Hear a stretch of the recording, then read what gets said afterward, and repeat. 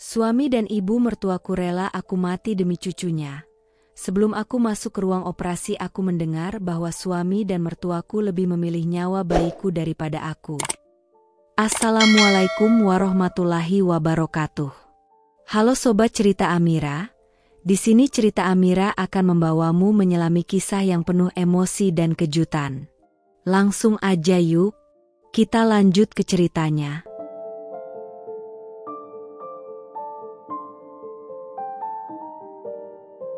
Setelah 3 tahun menanti, menahan getir setiap kali melihat 2 garis merah di tespak milik orang lain, akhirnya hari itu tiba. Hari di mana aku memandang hasil tespak milikku sendiri, dengan tangan gemetar dan dada berdegup tak karuan. 2 garis merah.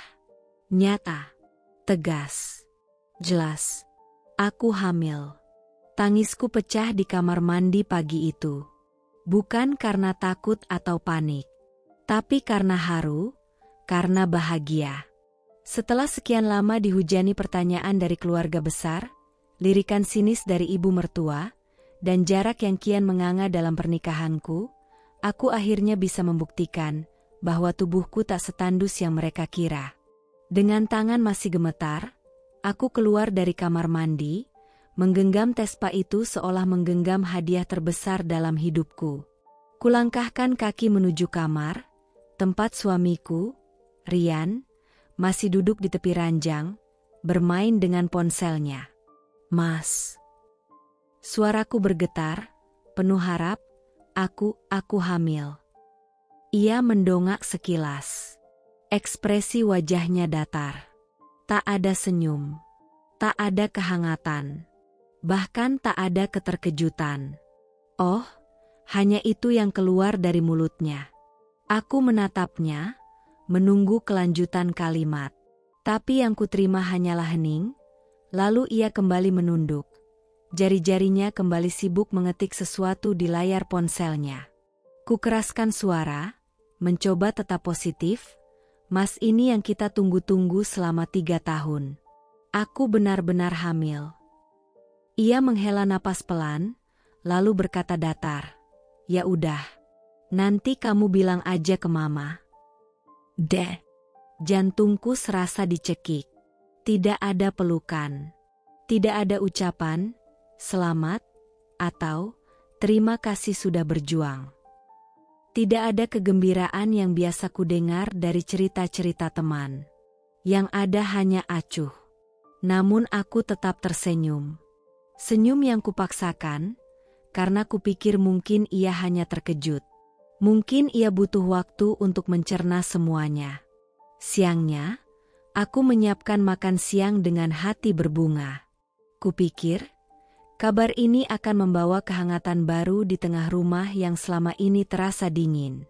Aku bahkan membeli kue kecil bertuliskan, "Akan jadi ayah," dan memasangnya di atas meja makan. Tak lama kemudian, ibu mertua datang berkunjung. Dengan nada setengah teriak seperti biasa, ia berkata dari ambang pintu, "Rian, makan siang udah siap belum? Aku lapar." Aku menyambutnya dengan senyum yang terlalu lebar untuk sembunyi, dan dengan suara antusias, aku berkata, "Bu, saya mau kabarin sesuatu. Saya hamil. Saya hamil. Bu, saya dan Rian akan punya anak." Ia menatapku. Diam sejenak. Lalu tertawa, bukan karena bahagia, tapi seperti mengejek. "Hah? Akhirnya juga bisa hamil ya kamu? Kukira rahim kamu itu mandul." Ucapnya sinis, lalu duduk dengan santai sambil membuka tudung saji. Darahku seketika naik ke wajah. Mataku panas. Tapi aku tidak menangis. Tidak di depan mereka. Tidak di hari yang seharusnya menjadi hari paling bahagia dalam hidupku. Rian hanya berdiri di sudut ruangan, menyesap minumnya tanpa suara. Tak membelaku, tak mengucap sepatah kata pun. Aku berdiri terpaku. Tangan masih memegang tespa itu. Sisa air mata pagi tadi masih terasa di pipi, dan rasa haru yang tadi mengalir deras di dadaku kini berganti menjadi perih. Dalam hati aku berteriak, kenapa tidak ada yang bahagia untukku? Kenapa kehadiran anakku tidak dirayakan? Aku duduk perlahan, menatap kue kecil yang kini terasa pahit dipandang. Tak seorang pun menyentuhnya. Tak seorang pun peduli. Hari itu, aku belajar satu hal. Bahkan kabar kehidupan baru bisa terasa seperti kematian, jika tak ada cinta yang menyambutnya. Kehamilan yang kupikir akan menghadirkan kebahagiaan, ternyata justru menjadi babak baru penderitaanku. Memasuki minggu kelima, tubuhku mulai terasa jauh berbeda. Aku sering mual sejak pagi, mencium aroma minyak goreng saja membuat perutku melilit. Bahkan air putih pun kadang membuatku muntah. Tubuhku lemas. Kepala terasa ringan. Dunia seperti berputar setiap kali aku berdiri terlalu lama. Hingga suatu pagi, aku benar-benar tumbang di dapur. Aku tengah mencoba menyalakan kompor untuk memasak sarapan. Tanganku gemetar. Keringat dingin membasahi kening. Dalam hitungan detik, pandanganku mengabur dan aku jatuh. Pingsan. Tubuhku tergeletak di lantai, beradu keras dengan ubin. Saat aku membuka mata, aku sudah terbaring di atas sofa, dengan suara-suara samar mengelilingiku. Rian berdiri di dekatku, sementara suara tajam dan nyaring milik ibu mertua terdengar begitu jelas di telingaku, meski aku masih berusaha mengatur napas. Ah, lebay banget. Baru juga hamil dikit, udah drama pingsan segala. Cibirnya, berdiri sambil menyilangkan tangan di dada. Aku hanya bisa menoleh lemah ke arah Rian, berharap ia akan menenangkan ibunya, membelaku. Tapi dia hanya diam. Tatapannya kosong, seakan jiwanya ada di tempat lain. Zaman saya dulu hamil anak 2, masih nyuci, nyapu, bahkan masak buat satu rumah. Kamu baru hamil 1 aja udah pura-pura sakit. Lanjut ibu mertua sambil menatapku dari atas kepala sampai kaki, seolah meniliku seperti kain lusuh yang tak berguna. Aku nggak pura-pura, Bu, aku memang mual terus, tadi pingsan beneran. Ucapku pelan, suaraku nyaris tak terdengar. Ah, mual itu biasa. Jangan manja. Jangan ngarep dimanja karena alasan kehamilan. Kalau tiap ibu kayak kamu, dunia bisa kacau. Hardiknya lagi. Hatiku mencelos. Tidak hanya sakit fisik, tapi juga sakit hati. Sakit yang lebih menusuk dari rasa mual yang mendera setiap hari. Sakit karena aku tidak dipercaya. Sakit karena keadaanku dianggap remeh. Sakit karena tak ada pelukan, tak ada dukungan. Yang ada hanya cemoohan. Sore harinya, aku duduk sendiri di kamar. Air mata jatuh tanpa suara. Kupeluk perutku yang masih datar, tapi sudah menjadi rumah bagi kehidupan baru. Maaf ya, nak, bisikku, maaf kalau mama harus kuat sendirian. Tapi kamu harus tahu, sejak kamu hadir, mama sudah mencintaimu lebih dari apapun. Tanganku refleks mengelus perut, mencoba memberikan kasih sayang yang tak bisa kuterima dari sekitar. Kukira kehamilan akan membuatku istimewa, membuatku lebih dihargai. Tapi yang kuterima justru keraguan dan tuduhan. Dari wanita yang seharusnya paling bisa mengerti, ibu dari suamiku, sesama perempuan, sesama ibu. Dan Rian, pria yang dulu berlutut penuh harap saat melamarku, kini hanya menjadi penonton bisu dalam penderitaanku. Malamnya, tubuhku kembali demam. Aku muntah sampai tak sanggup berdiri. Air mata bercampur dengan rasa asam yang keluar dari mulut. Rian hanya melihatku dari pintu kamar, lalu berkata datar, "Kalau kamu ngerasa nggak kuat, ke klinik aja. Jangan drama terus." Aku menatapnya. Kali ini, tidak dengan air mata, tapi dengan luka yang dalam. Luka yang mungkin tak bisa disembuhkan hanya dengan permintaan maaf. Malam itu tubuhku lemas. Bukan hanya karena kehamilan yang kian melelahkan, tapi karena beban yang menumpuk di dada. Rasa muak yang kupendam terlalu lama, akhirnya pecah begitu saja. Aku tak sanggup lagi berpura-pura tegar, seolah semuanya baik-baik saja. Aku menunggu Rian di kamar, duduk di sisi ranjang dengan bantal yang kupeluk erat-erat. Suara detak jam berdetak pelan, tapi terasa begitu nyaring di telingaku. Rian baru pulang sekitar pukul 9 malam, membuka pintu kamar dengan wajah lelah seperti biasa, mengganti baju tanpa menoleh ke arahku. "Mas," aku memulai, suaraku parau, "aku mau bicara." "Hom." Ia hanya menanggapi sambil merapikan kerah kausnya, masih tak menatapku. Aku menarik napas panjang. "Aku capek, Mas. Bukan cuma karena hamil, tapi karena sikap Mama." Ucapannya nyakitin terus. Aku hamil, tapi dianggap pura-pura. Aku pingsan, malah dibilang lebay. Aku butuh Mas buat belain aku. Ia menghela napas berat, lalu duduk di ujung ranjang, jauh dariku. "Ya ampun, Alia, kamu tuh ya, jangan dibesar-besarin. Mama cuma ngomong doang. Kamu aja yang terlalu sensitif." Jantungku seperti diremas. Aku menatapnya tak percaya. "Ngomong doang? Mas dengar sendiri tadi Mama bilang aku pura-pura pingsan.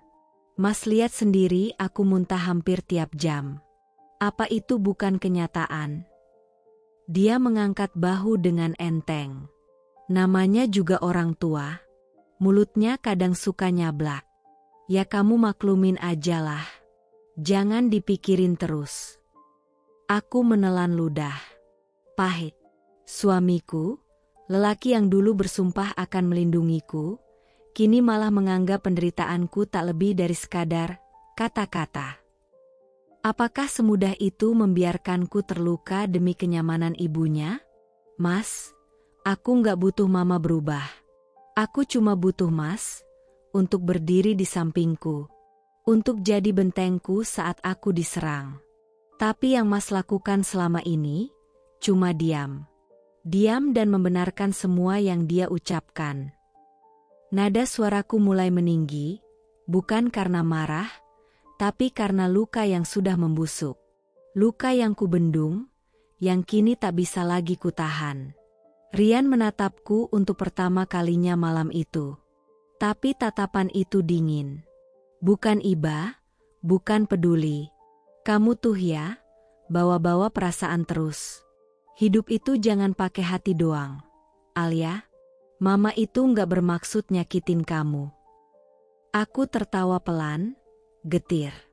"Nggak bermaksud, tapi nyakitin. Sama aja, Mas." Ia berdiri, meraih ponsel dan hendak keluar dari kamar.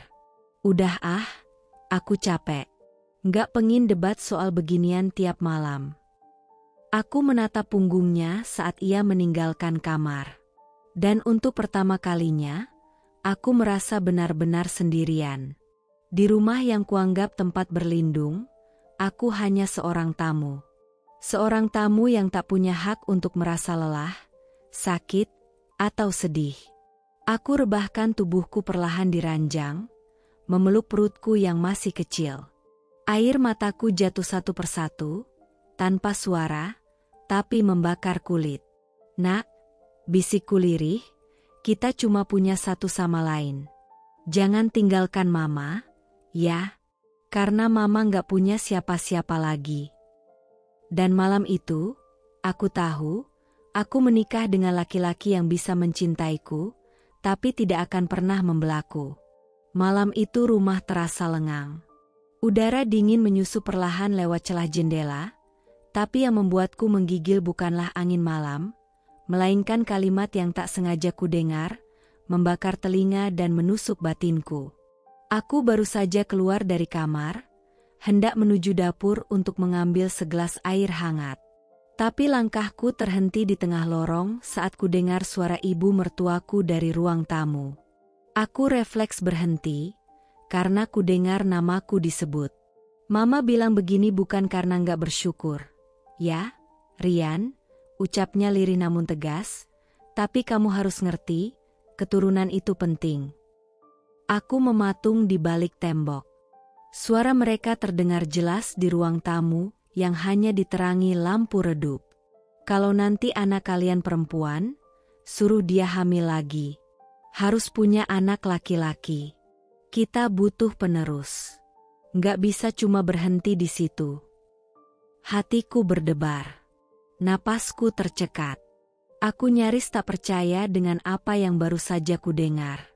Rian tidak langsung menjawab. Tapi suara gumamannya kemudian terdengar. Iya, Ma. Nanti aku omongin. Iya, Ma. Nanti aku omongin. Begitu ringan. Begitu mudah ia menyetujui sesuatu yang menyangkut tubuhku, nyawaku, tanpa sedikit pun bertanya apakah aku mau. Seolah tubuhku ini hanya milik mereka. Seolah aku ini bukan manusia, tapi wadah.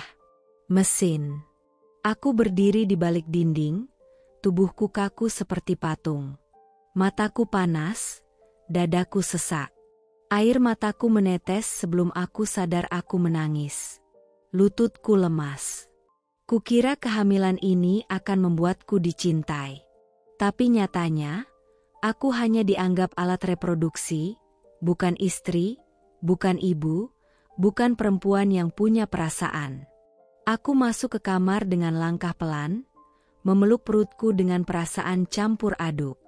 Di dalam sana, janinku mulai bergerak pelan, seolah ikut merasakan keresahan yang kupendam.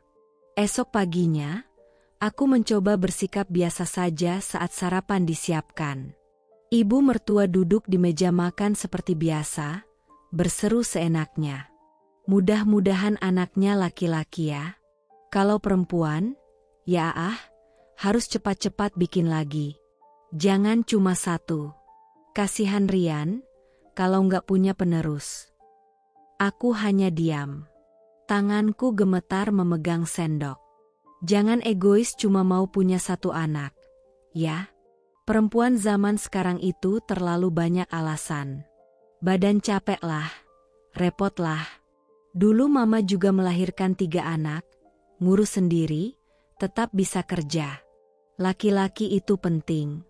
Kalau kamu bener sayang sama Rian, lahirin anak yang bisa nerusin nama keluarga.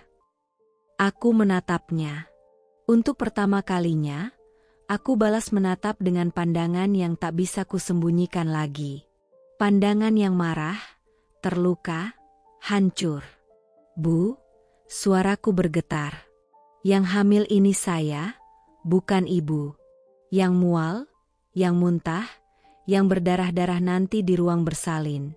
Itu saya. Bukan ibu. Saya bukan mesin. Saya bukan peternak. Saya manusia. Ibu mertua langsung memutar bola matanya dan berseru sinis. Ya ampun, baper banget. Baru dikasih saran aja udah kayak disuruh mati. Perempuan sekarang gampang banget nangis. Rian hanya menunduk. Lagi-lagi diam. Tak membelaku. Tak satu kalimat pun keluar dari mulutnya. Aku menahan air mata yang ingin jatuh di depan mereka. Aku bangkit dari meja, melangkah ke kamar, lalu menguncinya dari dalam. Dan saat aku kembali memeluk perutku, aku berbisik lirih, seperti biasa.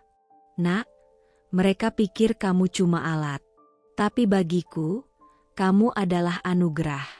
Mama akan melindungimu, walau harus melawan dunia.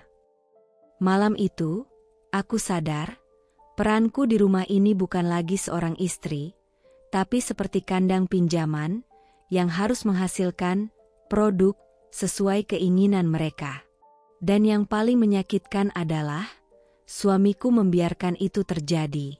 Hari itu jadwal kontrol kandungan keduaku. Perutku belum terlalu menonjol, tapi rasa cemas dalam hati sudah semakin menumpuk. Dokter sebelumnya sempat menyampaikan bahwa tekanan darahku cukup tinggi untuk ukuran ibu hamil trimester pertama, dan jika tak dijaga, risikonya bisa fatal bagi janin maupun diriku sendiri.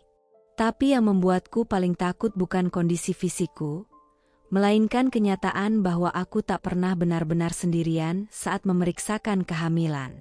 Seperti biasa, ibu mertua ikut, tanpa diminta. Bahkan sebelum aku sempat membuka mulut, beliau sudah berdiri di depan pintu kamar dengan jilbab yang rapi dan tas kecil tergantung di lengannya. "Ayo, jangan lama-lama. Nanti dokternya keburu ganti shift," ucapnya sambil menatapku dari atas sampai bawah, seolah aku ini pasiennya, bukan ibu dari calon cucunya. Aku ingin berkata bahwa aku ingin memilih dokter perempuan di rumah sakit yang aku percayai, rumah sakit yang lebih ramah dan tenang. Tapi suara dalam hatiku tenggelam oleh tatapannya yang mengintimidasi. Di mobil, aku duduk di kursi belakang, diam. Rian menyetir tanpa bicara. Ibu mertua terus bercerita tentang bagaimana dulu dia melahirkan Rian dengan normal, tanpa bius, tanpa rewel, dan tetap bisa jalan kaki setelahnya. Alia ini kayaknya terlalu banyak baca internet deh. Padahal zaman dulu nggak ada tuh yang namanya preeklamsia segala. Semua perempuan juga bisa melahirkan, asal kuat niatnya, ucapnya sambil tertawa kecil. Aku hanya menatap keluar jendela. Genggaman tanganku di atas perut terasa makin erat. Sesampainya di ruang dokter, suasana tak jauh berbeda. Bahkan sebelum aku duduk, ibu mertua sudah duduk lebih dulu di kursi sebelah dokter, seolah dia yang sedang hamil. "Dok, anak saya ini suka lebay. Baru pusing dikit udah bilang kayaknya ada masalah tekanan darah lah, jantung lah. Nggak usah terlalu ditakut-takutin ya, Dok. Biar dia belajar jadi ibu yang kuat." Aku belum sempat membuka suara ketika dokter memintaku berbaring untuk USG. Saat layar menunjukkan gambaran kecil janinku, mataku mulai basah. Suara detak jantung kecil itu seperti sihir. Tapi momen haru itu dirusak lagi oleh suara ibu mertua. "Anaknya cowok atau cewek? Dok, kalau cewek, bisa dicoba lagi kan nanti?" Dokter menoleh, sedikit ragu menjawab. "Masih terlalu dini untuk tahu jenis kelamin. Tapi, saya perlu memberitahukan bahwa tekanan darahnya cukup tinggi. Ini harus ditangani serius. Jika tidak, risikonya bisa sampai ke kejang-kejang bahkan preeklamsia." Aku membuka mulut, ingin bertanya, apakah aku boleh rawat jalan di rumah sakit yang berbeda? Apakah ada pantangan makanan tertentu? Apa aku bisa melahirkan normal dengan kondisi ini? Tapi sebelum aku sempat bicara, ibu mertua langsung memotong lagi. "Dokternya jangan nakut-nakutin ya. Dia itu gampang panik. Biasalah ibu muda. Nanti saya yang jaga di rumah. Nggak usah dirujuk-rujuk segala. Di sini aja kontrolnya, dekat rumah. Aman." Aku menoleh ke arah dokter dengan tatapan memohon. Tapi dokter hanya tersenyum datar. Mungkin segan karena merasa atasan rumah tangga ini ada di depannya. Dalam perjalanan pulang, aku memberanikan diri berbicara dengan Rian. "Mas, boleh nggak aku kontrol di rumah sakit lain? Aku cari dokter perempuan, lebih nyaman, dan lebih bisa terbuka soal kesehatan aku. Tekanan darahku tinggi. Aku takut." Rian mendengus, tidak menatapku. "Kamu tuh banyak maunya. Di sini udah ada rumah sakit, deket, bagus. Kenapa ribet? Lagian mama juga udah biasa dampingin. Nggak usah drama. Nurut aja." Aku tertunduk. Sekali lagi, suamiku tak berdiri di pihakku. Sekali lagi, suaraku dianggap rengekan tak berarti. Malamnya, aku duduk sendiri di kamar, menatap hasil cek darah dan rekam medis yang kusimpan di laci. Aku membacanya diam-diam, seperti pencuri yang takut ketahuan mengambil haknya sendiri. Aku menyentuh perutku, berusaha menyalurkan ketenangan. Nak, maafkan Mama. Bahkan untuk bertanya tentang keselamatan kita pun, Mama harus berjuang melawan dinding. Tapi Mama janji, Mama akan cari cara. Sekalipun harus diam-diam. Dan malam itu aku tahu, yang harus kulawan bukan cuma rasa sakit atau hormon kehamilan. Tapi manusia-manusia di sekitarku, yang mengaku peduli, tapi sebenarnya hanya ingin mengendalikan. Usia kehamilanku sudah memasuki bulan ke-7. Perutku semakin besar. Nafasku sering tersengal hanya untuk berjalan dari kamar ke dapur. Kaki terasa bengkak, punggung nyeri, dan tidur pun tak pernah benar-benar nyenyak. Tapi rumah ini tak mengenal belas kasihan. Tak ada ruang untuk yang lelah, apalagi untuk yang hamil. Pagi itu, aku sedang duduk di pinggir ranjang, mencoba memijat kaki sendiri yang nyut-nyutan sejak semalam. Tiba-tiba pintu kamar dibuka tanpa mengetuk. "Yuk, bangun. Lantai dapur masih kotor tuh. Kamu belum ngepel dari kemarin," seru ibu mertua dari ambang pintu. Aku menatapnya, mencoba bersuara dengan sopan. "Maaf, Bu, kaki saya bengkak. Saya istirahat sebentar ya. Nanti saya bersihkan." Tapi yang kudapat hanya cibiran. Waktu Mama hamil, 9 bulan pun masih cuci baju pakai tangan, angkat ember bolak-balik. Anak laki-laki itu harus kuat dari dalam rahimnya. Kalau kamu manja, nanti anakmu jadi lemah. Aku terdiam. Tak tahu harus menjawab apa. Karena yang dia katakan tak masuk akal, tapi dibalut dengan seolah-olah petuah bijak. Dan suamiku? Ia ada di ruang tamu, mendengar semuanya, tapi tetap diam seperti patung. Beberapa jam kemudian, aku sudah jongkok di dapur. Kedua tangan menggenggam kain pel, sementara napasku terengah. Air pel mengalir di antara jari-jariku. Perutku terasa menegang, seperti tertarik dari dalam. Tapi suara lantang ibu mertua kembali menggema. "Itu bagian bawah lemari juga dilap ya. Jangan asal-asalan. Anakmu bakal kebiasaan malas kalau ibunya kerja setengah hati." Aku menggigit bibir. Keringat menetes ke lantai. Aku tak sanggup berdiri. Tapi rasa takut akan teriakan, rasa takut disebut menantu tidak berguna, lebih besar dari rasa sakit di tubuhku sendiri. Tiba-tiba pandanganku berkunang. Dunia berputar. Nafasku pendek. Aku bangkit perlahan, berjalan ke wastafel untuk cuci tangan, tapi tiba-tiba pandanganku menghitam sesaat. Aku terhuyung. "Alia?" Suara Rian terdengar panik, entah sejak kapan ia berdiri di belakangku. Aku hampir jatuh kalau saja ia tak sigap menangkap tubuhku. "Ya ampun, kamu kenapa?" tanyanya. Akhirnya menunjukkan rasa peduli, yang entah datang dari ketulusan atau karena takut anaknya kenapa-kenapa. Aku hanya bisa menggeleng. Aku cuma capek. Ibu mertua berdiri di pintu dapur, bersedekap. "Capek sedikit aja udah roboh. Gimana nanti pas lahiran?" Aku menatapnya, dan untuk pertama kalinya, aku bicara dengan suara gemetar, tapi tegas. "Bu, saya hamil, bukan lumpuh. Tapi hamil juga bukan artinya saya bisa disuruh kayak babu. Saya manusia, Bu, bukan mesin.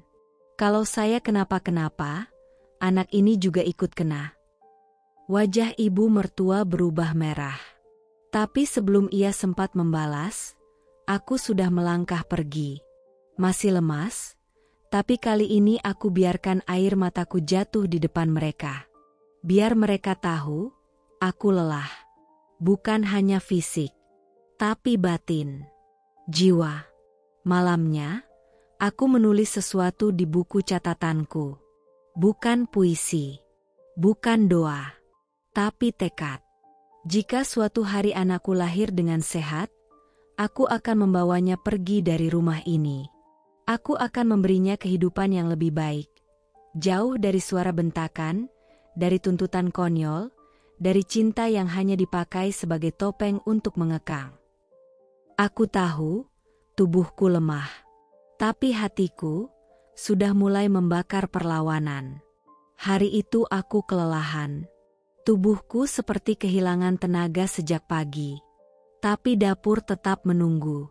Tumpukan piring kotor tak peduli berapa usia kehamilanku, tak peduli seberapa nyeri kakiku, atau betapa perihnya pinggangku yang seperti ditusuk dari dalam. Sambil berdiri di depan wastafel, aku berusaha menyelesaikan cuci piring satu persatu. Air hangat yang mengalir dari keran terasa menusuk di telapak tanganku yang kering dan pecah-pecah. Uapnya mengepul, menyesakkan dada. Aku memejamkan mata sejenak, mencoba menarik napas. Tapi dunia justru mulai berputar. Lantai seperti bergoyang. Suara air mengalir berubah menjadi gema yang jauh dan menakutkan. Lalu semuanya gelap. Aku terbangun dengan kepala berdenyut hebat. Mataku masih berat, dan ketika kubuka, aku sudah terbaring di sofa ruang tamu. Cahaya lampu menyilaukan, dan tubuhku terasa kaku. Perutku menegang, seperti menolak apa yang baru saja kualami. Aku menoleh pelan. Di sebelahku, tak ada yang berjaga. Tak ada yang menggenggam tanganku. Tak ada suara penuh kecemasan. Hanya suara televisi yang menyala pelan di sudut ruangan. Tak lama kemudian, ibu mertuaku muncul dari dapur dengan wajah datar. Ia tidak membawa air minum, tidak bertanya apa aku baik-baik saja, tidak tampak cemas sama sekali. "Oh, udah sadar?" ucapnya tanpa intonasi. Aku hanya bisa mengangguk pelan, masih mencoba memahami apa yang terjadi. "Tadi kamu jatuh. Untung gak pecahin piring. Piring mahal itu, loh.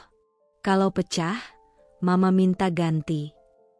Aku menatapnya, tak percaya dengan apa yang barusan keluar dari mulutnya. Bukan, kamu kenapa? Bukan, perlu ke dokter, tapi, piring. Yang lebih dia khawatirkan hanyalah benda mati itu. "Bu, saya pingsan." Suaraku serak, nyaris berbisik. "Ya terus kenapa? Hamil bukan penyakit. Alia, jangan drama. Dulu Mama juga pernah pingsan. Tapi bangun, lanjut kerja. Kamu itu harus kuat. Jangan manja terus." Aku hanya bisa diam. Diam yang membekukan dada. Diam yang menyakitkan lebih dari semua rasa lelah yang menumpuk di tubuhku. Lalu Rian masuk ke ruang tamu, menenteng tas kerja, seolah baru pulang. Ia melihatku terbaring di sofa dan bertanya ringan, "Kamu kenapa?" Ibu mertua menjawab sebelum aku sempat membuka mulut. "Pingsan di dapur. Gara-gara cuci piring aja bisa ambruk. Kebanyakan ngelamun kali."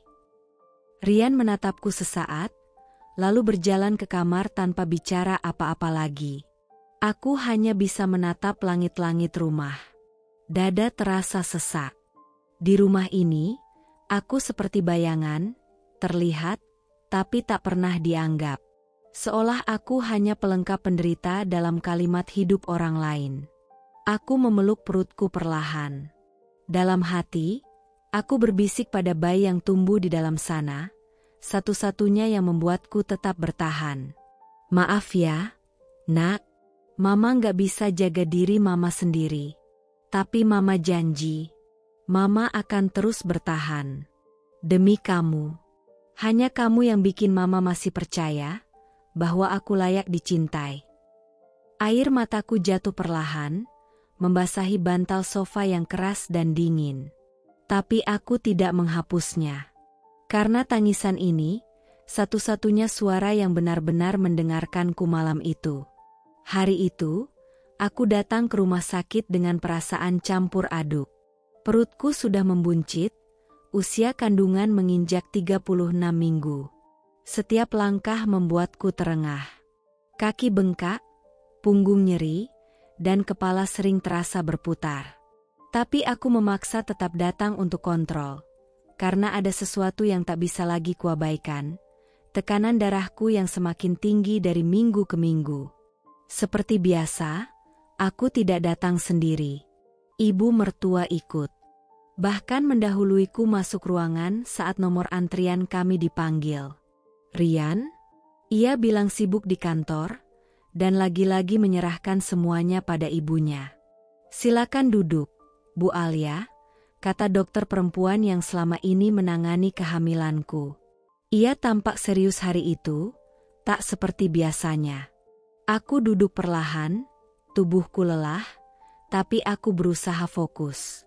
"Saya sudah periksa hasil lab dan tensi terakhir ibu," katanya sambil menatap grafik di monitornya. Tekanan darah ibu meningkat cukup signifikan. Bahkan hari ini di atas 160. Ini sangat berisiko, terutama menjelang persalinan. Aku mengangguk, pelan. "Lalu, apa yang harus saya lakukan, Dok?" Dokter menatapku lekat-lekat, lalu berkata dengan tegas, "Saya sangat menyarankan untuk tidak melahirkan secara normal. Persalinan spontan bisa menyebabkan kejang, bahkan risiko preeklamsia parah yang membahayakan nyawa Anda dan janin. Jalan terbaik adalah operasi sesar terjadwal." Sebelum aku sempat menjawab, ibu mertua yang duduk di sebelahku langsung menyela. "Operasi? Kenapa harus operasi? Jangan manja, Dok. Zaman sekarang sedikit-sedikit minta sesar. Kita orang beriman, harus percaya, wanita diciptakan bisa melahirkan normal." Dokter menoleh, tetap tenang, tapi jelas tidak nyaman. "Bu, ini bukan soal kepercayaan. Ini medis. Saya bicara berdasarkan kondisi pasien. Kami tidak bisa mengambil risiko ketika tensi darah setinggi ini." Namun ibu mertua malah tertawa kecil, datar dan dingin. "Kalau semua perempuan kayak gitu, nanti anak-anak jadi generasi lemah. Normal itu lebih baik. Operasi itu hanya kalau darurat banget. Kalau enggak, itu namanya melawan kodrat." Aku menunduk. Tanganku bergetar di atas lutut. Ada kemarahan yang menggelegak di dalam dada, tapi tertahan. Aku menoleh ke dokter dan memberanikan diri bicara, tapi dokter bilang ini berisiko. "Kan? Kalau saya paksakan normal, apa mungkin saya bisa?" Dokter mengangguk serius. "Risikonya sangat tinggi. Saya tidak ingin menakut-nakuti. Tapi ini serius. Satu kejang saja bisa menyebabkan komplikasi serius, bahkan kematian." Aku menoleh ke ibu mertua, berharap ada sedikit rasa takut di matanya. Tapi yang kulihat hanya kekerasan hati. "Kamu tuh jangan nurut aja sama dokter. Tubuh kamu itu tangguh. Jangan mau diancam-ancam gitu. Pokoknya kamu harus coba normal dulu. Kalau semua orang disuruh sesar karena tensi, dunia ini penuh sama anak operasi." Aku menelan ludah. Mataku mulai panas. Di depan dokter, aku menahan air mata. Aku ingin berteriak, "Ini tubuh saya. Ini nyawa saya. Kenapa kalian semua yang menentukan jalan hidup saya?" Tapi yang keluar hanya bisikan lirih, "Saya takut, Bu."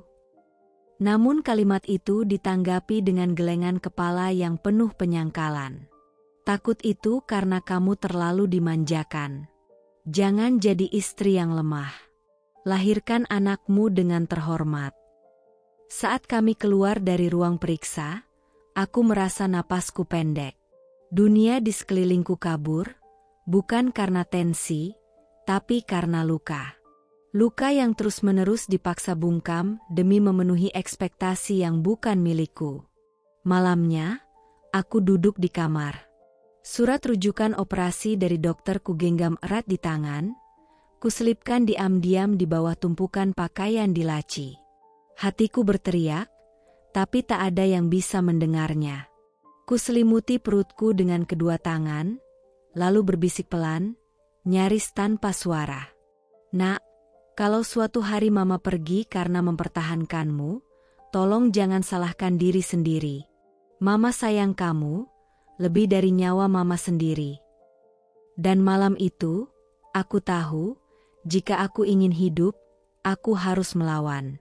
Malam itu, setelah anakku di dalam perut bergerak begitu kuat, mungkin karena aku terlalu stres, mungkin karena dia ikut gelisah, aku memberanikan diri untuk berbicara dengan Rian. Sudah terlalu lama aku diam. Terlalu lama aku mengalah. Tapi kali ini bukan hanya tentang aku. Ini tentang nyawa. Tentang hidupku dan hidup anakku. Dan aku tak ingin menjadi korban dari prinsip yang tak masuk akal. Rian sedang duduk di ruang tamu, menatap layar ponselnya seperti biasa.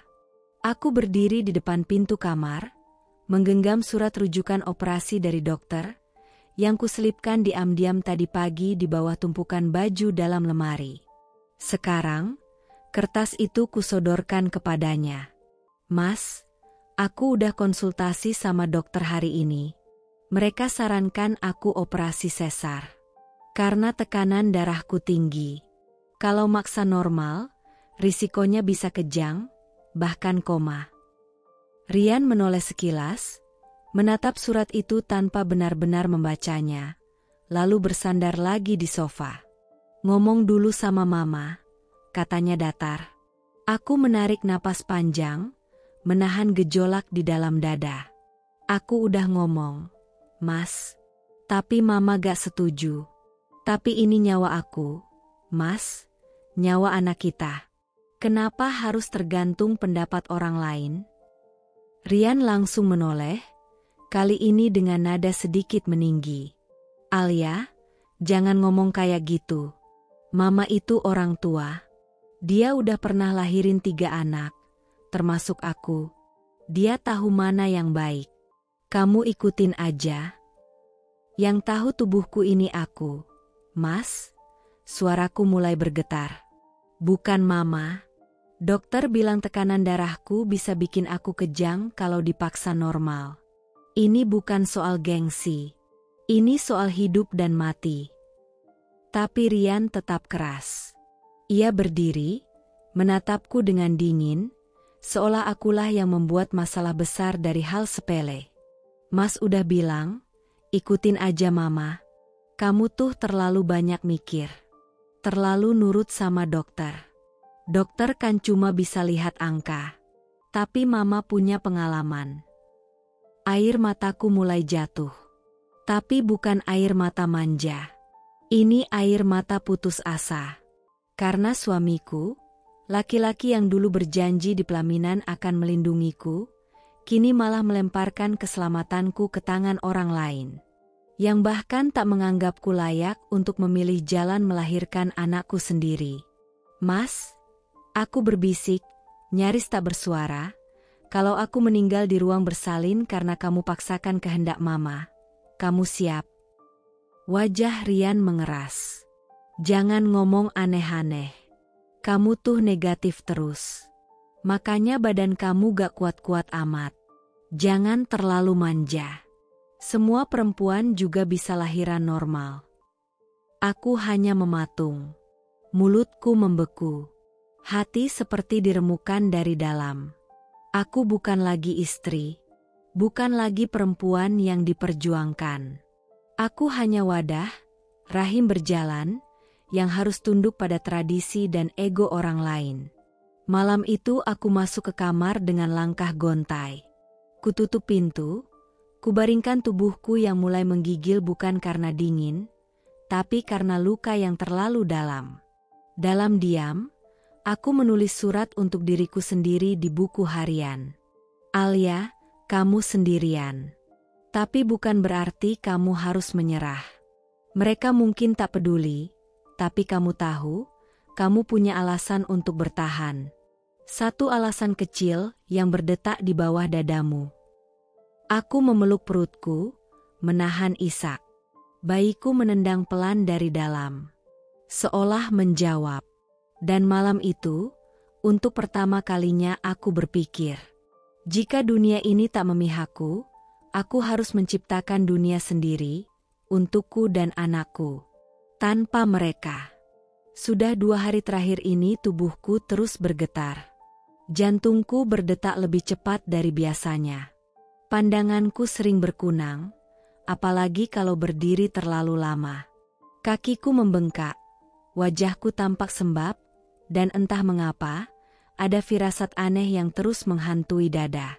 Tapi tak ada yang peduli. Tak ada yang benar-benar bertanya, "Kamu baik-baik saja?" Di rumah, aku tetap harus bangun pagi untuk memasak sarapan. Aku tetap harus menyapu dan mengepel, meski rasanya seperti menahan batu besar di perutku. Tak seorang pun memperhatikan bagaimana napasku terengah. Bahkan ketika aku duduk sambil memegang perut dengan wajah pucat, ibu mertuaku hanya berkata datar, "Jangan lebay. Kamu hamil, bukan sakit." Dulu mama malah sempat panen padi waktu hamil Rian. Hari itu aku diam-diam pergi ke rumah sakit lagi. Bukan kontrol yang dijadwalkan, tapi kunjungan pribadi. Aku bilang ke ibu mertuaku bahwa aku ingin membeli vitamin dan susu ibu hamil di apotek dekat pasar. Ia hanya mengangguk malas, lalu menyuruhku beli sekalian sabun cuci. Aku naik ojek sendiri. Duduk di jok belakang sambil memegangi perutku yang kian berat. Sepanjang perjalanan, aku berdoa dalam hati. Bukan doa agar aku kuat, tapi agar bayi di dalam perutku bertahan. Aku takut, bukan karena sakit, tapi karena aku merasa benar-benar sendirian. Sesampainya di rumah sakit, aku bertemu dengan dokter yang biasa menanganiku. Seorang perempuan paruh baya dengan sorot mata lembut tapi tegas. Dokter itu menatap hasil pemeriksaanku lalu mengernyit dalam-dalam. Kali ini, ekspresinya tidak bisa ia sembunyikan. "Alia, kamu harus dengar baik-baik." Nada suaranya berat, seperti membawa beban yang tak bisa ia tanggung sendiri. Aku mengangguk, duduk diam di seberang meja. Tanganku menggenggam ujung jilbabku erat-erat. "Tekanan darahmu terus naik. Tadi pagi diukur 170, 110. Ini sangat tinggi, Alia. Dan ini bukan sekadar pusing atau kaki bengkak. Ini bisa berbahaya, sangat berbahaya." Air mataku langsung menggenang, tapi belum tumpah. Aku menatap dokter dengan mata memohon, seolah berharap kalimat berikutnya akan lebih baik. "Kalau kamu dipaksa melahirkan normal, kemungkinan kamu akan kejang di ruang bersalin. Bisa eklampsia parah. Dan jika itu terjadi, kemungkinan besar kamu tak akan selamat." Dadaku mencelos. Napasku tercekat. "Kamu harus operasi sesar. Segera. Kita harus jadwalkan, sebelum kamu masuk masa kontraksi dan tubuhmu tak kuat lagi." Aku hanya bisa menunduk. Tubuhku mulai gemetar. Akhirnya kalimat itu benar-benar diucapkan seseorang, "Aku bisa mati." Dengan suara bergetar, aku menjawab, "Tapi, ibu mertua saya nggak setuju. Katanya operasi itu dosa, kecuali darurat." Dokter menatapku tajam. Matanya tak lagi lembut. Ia seperti kehilangan kesabaran. Bukan padaku, tapi pada dunia yang terus menyakiti perempuan yang lemah. "Kalau kamu mati di meja persalinan, siapa yang tanggung jawab? Mereka? Ibu mertuamu? Suamimu? Kamu pikir mereka akan menyesal?" Aku tak sanggup menjawab. "Tubuh ini milik kamu, Alia. Bukan milik ibu mertuamu. Bukan milik siapapun. Dan kamu punya hak atas hidupmu sendiri. Jangan biarkan mereka membunuhmu pelan-pelan hanya karena kamu terlalu takut bicara." Tangisku akhirnya pecah. Di ruang konsultasi itu, untuk pertama kalinya aku merasa didengarkan. Tapi juga untuk pertama kalinya aku benar-benar merasa terancam. Sebelum pulang, Dokter menyelipkan surat rujukan operasi ke tanganku. Simpen baik-baik. Kalau kamu butuh bantuan, telepon saya langsung. Jangan tunggu sampai kamu pingsan atau berdarah di rumah. Aku mengangguk.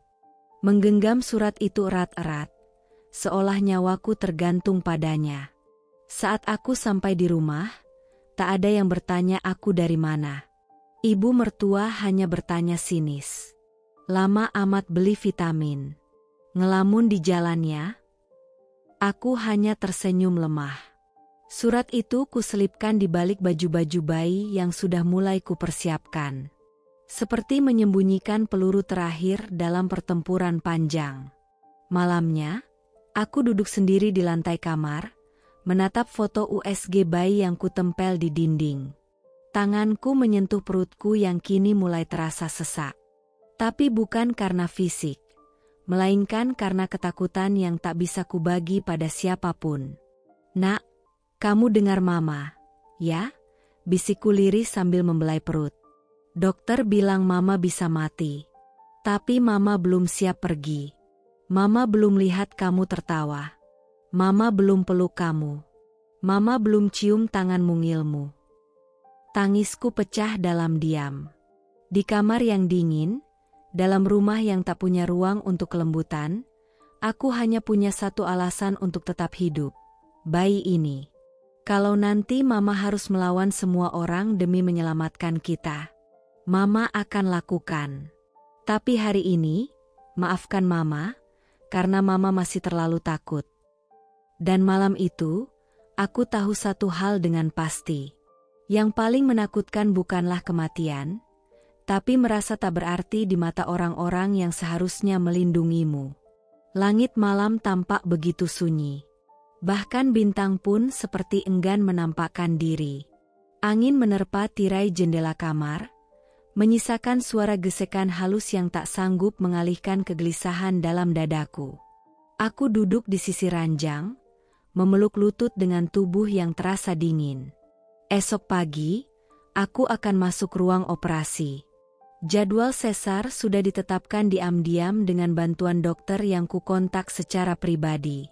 Aku menyusun semuanya sendiri, tanpa seizin siapapun, tanpa restu ibu mertua, tanpa dukungan dari suamiku.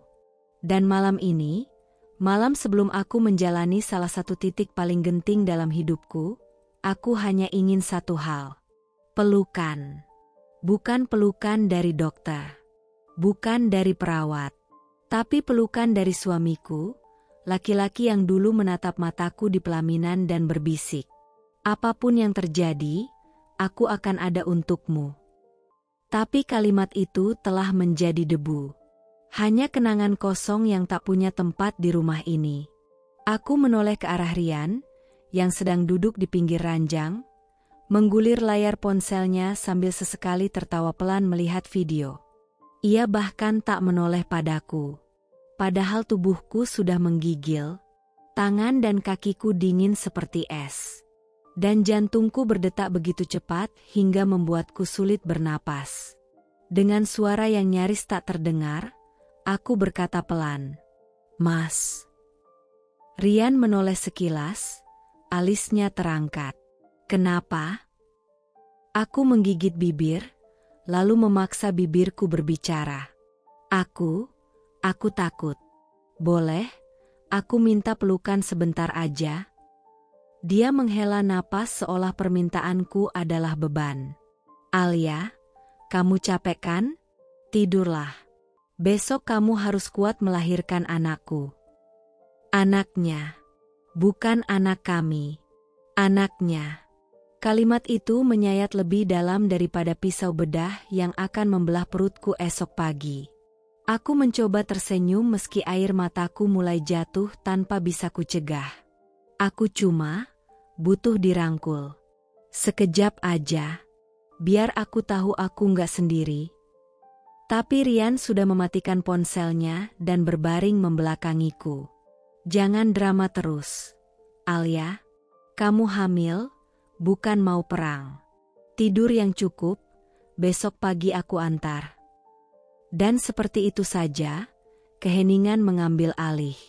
Aku duduk dalam gelap, memeluk perutku sendiri. Malam itu, aku menyadari bahwa tak ada yang lebih sepi dari perempuan yang hendak melahirkan, tapi tak punya siapapun untuk bersandar. Tanganku menyentuh perutku yang bergerak pelan. Bayiku masih hidup, masih bertahan, masih menemaniku dalam sunyi yang pekat.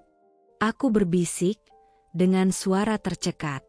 "Nak, maaf ya, kita nggak punya pelindung malam ini. Tapi Mama janji, besok Mama akan berjuang sekuat tenaga. Walau sendiri, Mama akan lahirkan kamu dengan cinta." Dan malam itu, aku tidur dengan mata terbuka. Satu tangan di atas dada, satu tangan memeluk perut. Menunggu pagi, dengan rasa takut yang tak bisa dibagi, dan harapan tipis bahwa mungkin cinta tak harus datang dari luar, tapi cukup dari keberanian untuk melawan ketidakpedulian. Malam itu rumah begitu sunyi. Rian baru saja mematikan lampu kamarnya, membiarkanku berbaring di sisi ranjang dengan punggungnya menghadapku. Tapi tubuhku tak bisa tidur. Bukan karena tak lelah, tapi karena pikiranku tak pernah benar-benar damai. Setiap detak jam di dinding terasa seperti ketukan waktu yang menghantam jantungku. Pelan-pelan aku bangkit. Haus. Tenggorokanku kering seperti tercekik. Mungkin karena terlalu banyak menangis diam-diam malam ini. Aku menyusuri lorong rumah yang gelap, menuju dapur tanpa menyalakan lampu. Tapi saat hendak membuka kulkas, aku mendengar sesuatu. Suara samar dari arah teras belakang, tempat di mana seringkali ibu mertua duduk berdua dengan Rian, membicarakan segala sesuatu yang tak pernah melibatkan aku. Aku hampir tak menghiraukannya, hingga suara itu menjadi lebih jelas, lebih tajam, lebih menyayat dari apapun yang pernah kudengar. Mending dia yang gak selamat daripada anaknya. Bayi itu darah daging kita. Suara itu, suara ibu mertuaku. Aku membeku. Gelas di tanganku nyaris terjatuh. Lalu suara Rian menyusul, suara yang selama ini kudambakan bisa membelaku, melindungiku, tapi justru menikamku malam ini. Iya, MA. Asal bayinya selamat, aku ikhlas. Kakiku lemas. Tubuhku goyah. Aku bersandar di dinding dapur agar tak jatuh. Suara mereka tak sadar bahwa aku hanya berjarak beberapa meter, mendengarkan dengan seluruh tubuh yang mulai membeku. Ikhlas? Ikhlas jika aku tak selamat? Suamiku sendiri?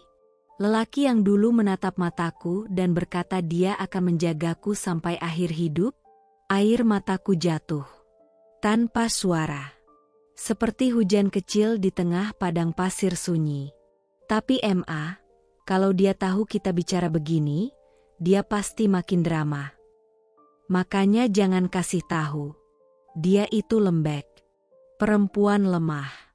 Gak usah terlalu didengarkan. Yang penting cucu mama lahir. Anak kamu itu pewaris.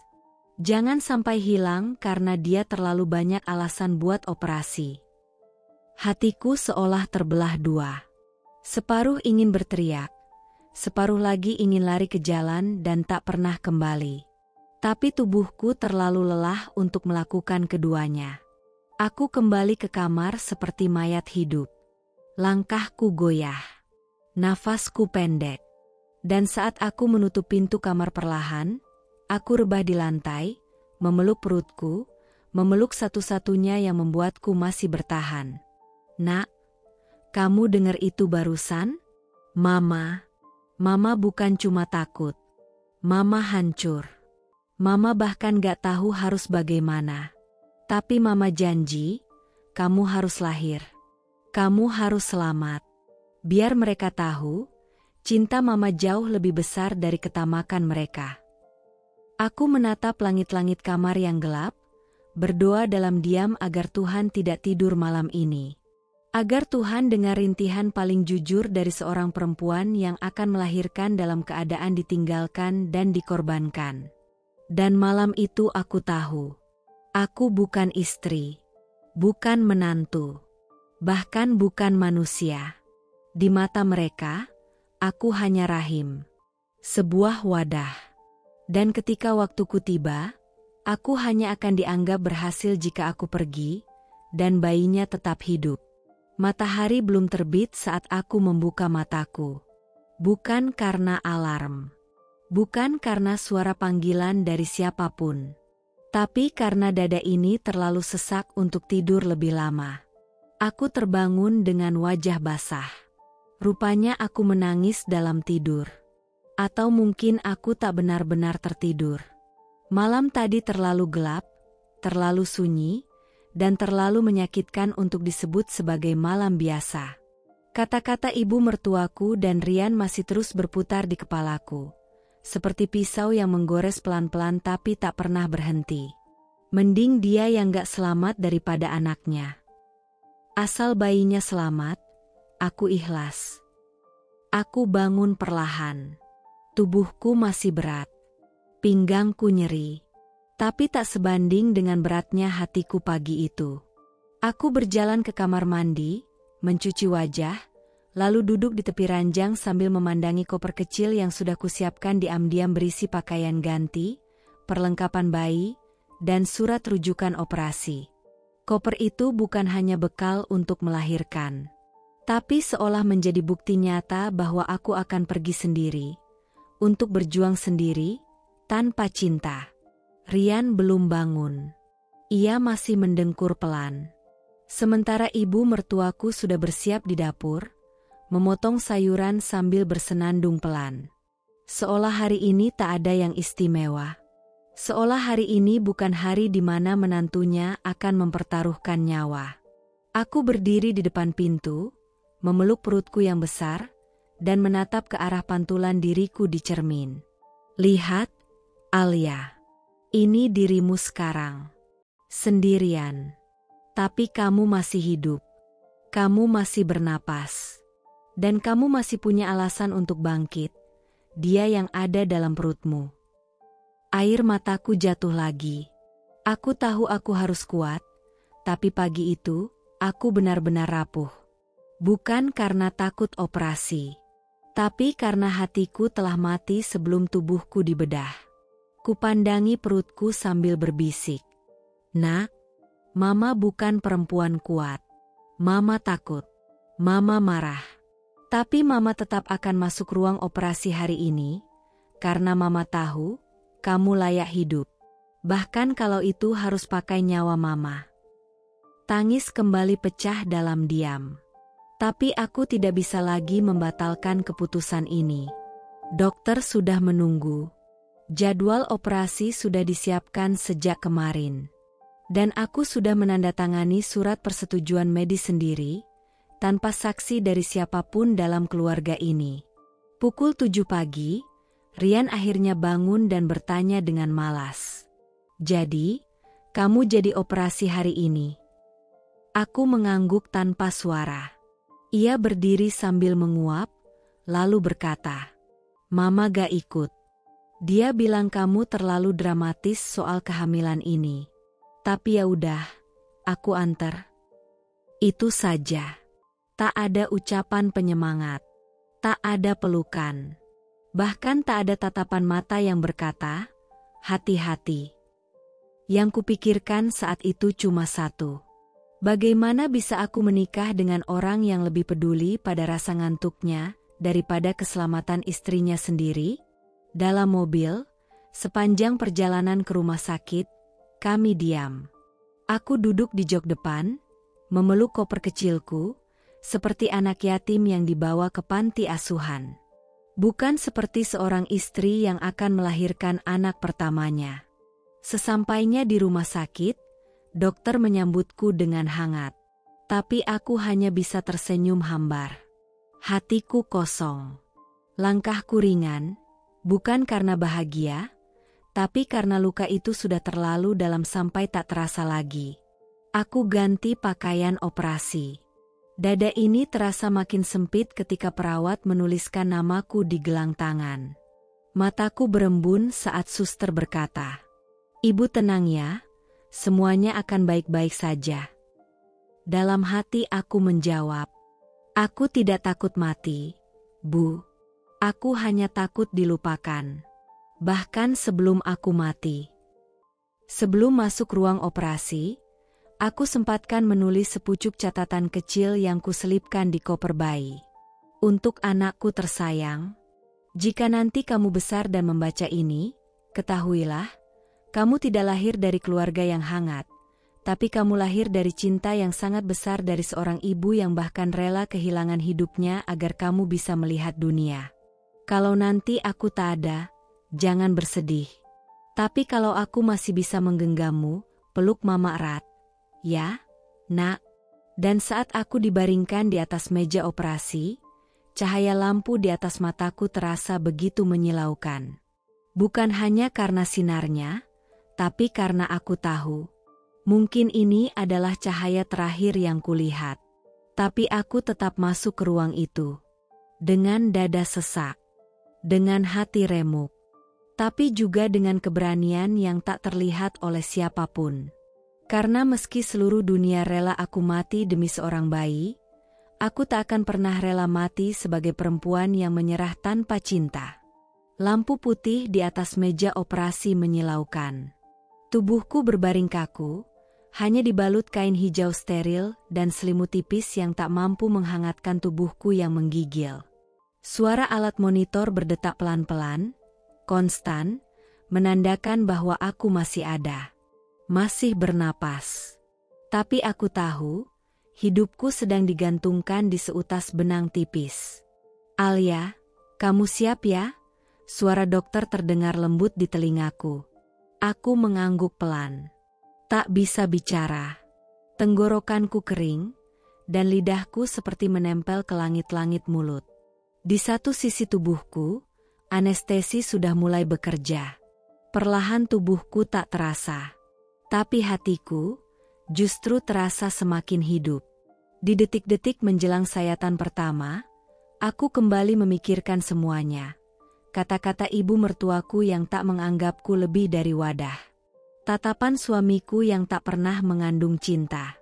Kesunyian kamar yang selalu menjadi saksi tangis tengah malamku. Dan kini, aku di sini, terbaring sendirian. Bertaruh antara hidup dan mati, untuk seseorang yang bahkan belum pernah kulihat wajahnya. Suara-suara dokter dan perawat mulai kabur. Tubuhku semakin ringan. Seolah jiwaku mulai melayang. Aku tak tahu apakah ini efek obat, atau aku memang sedang meninggalkan dunia. Lalu semuanya gelap. Aku mendengar suara pelan. Samar. Tak jelas. Tapi ada. Tekanan turun, Bu Dokter.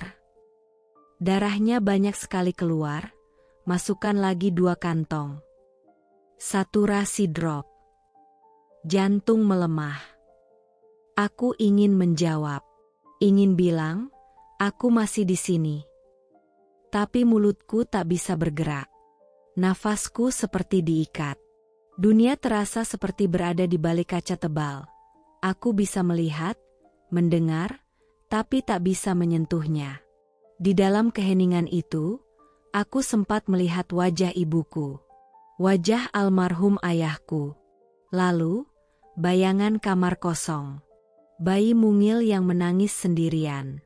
Dan aku, tak ada di sana. Tiba-tiba, dari dalam gelap itu, aku berkata dalam hati, "Tuhan, jika Engkau ingin memanggilku sekarang, ambillah. Tapi tolong jangan biarkan anakku tumbuh tanpa pelukan ibunya. Biarkan aku hidup, meski hanya cukup untuk 1 pelukan. 1 ciuman di dahinya. Setelah itu, aku pasrah." Dan entah bagaimana, perlahan, suara-suara itu kembali. Detak monitor kembali stabil. Nafasku kembali ditarik. Pelan, berat, tapi nyata. Dunia seperti menarikku kembali dari ambang kematian. Aku terbangun di sebuah ruangan putih, sunyi, dengan alat bantu napas di wajahku. Lampu redup. Suara mesin pelan berdetak. Tubuhku lemah luar biasa. Setiap hela napas seperti ditarik dari dasar bumi. Tapi aku hidup. Aku hidup. Seorang perawat menoleh dan terkejut melihat mataku terbuka. Bu Alia, alhamdulillah, Ibu sadar. Seketika dokter masuk. Wajahnya penuh kelegaan. Kamu sangat kuat, Bu. Kami hampir kehilangan kamu di ruang operasi. Tapi kamu bertahan. Meskipun kehilangan darah cukup banyak, kamu berhasil melewati krisis. Aku tak bisa bicara. Air mataku saja tak sanggup keluar. Tapi dalam hati, aku menangis. Bukan karena lemah, tapi karena aku tahu Tuhan mendengarku. Beberapa menit kemudian, seorang perawat muda masuk ruangan, membawa sesuatu yang terbungkus selimut biru muda. Bayiku. Anaknya sehat. Bu. Laki-laki. Waktu ibu kritis, dia menangis sangat keras. Seperti tahu kalau ibu sedang berjuang buat dia. Air mataku mengalir. Aku ingin menyentuh wajah mungilnya, tapi tanganku lemah. Maka aku hanya menatap penuh cinta yang belum pernah kurasa sedalam ini.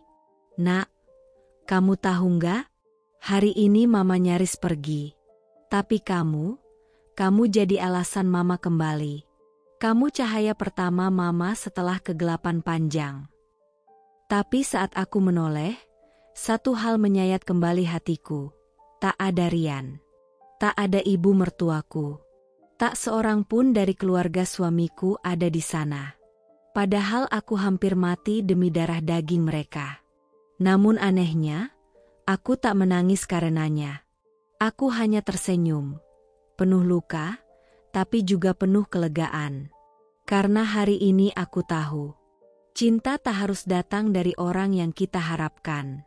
Cinta sejati bisa hadir dari tatapan bayi yang bahkan belum bisa bicara, tapi berhasil membuat ibunya bertahan dari kematian. Dan hari itu, aku hidup kembali. Tapi bukan sebagai Alia yang dulu. Aku adalah Alia yang baru. Yang pernah hampir mati, tapi memilih hidup demi anaknya.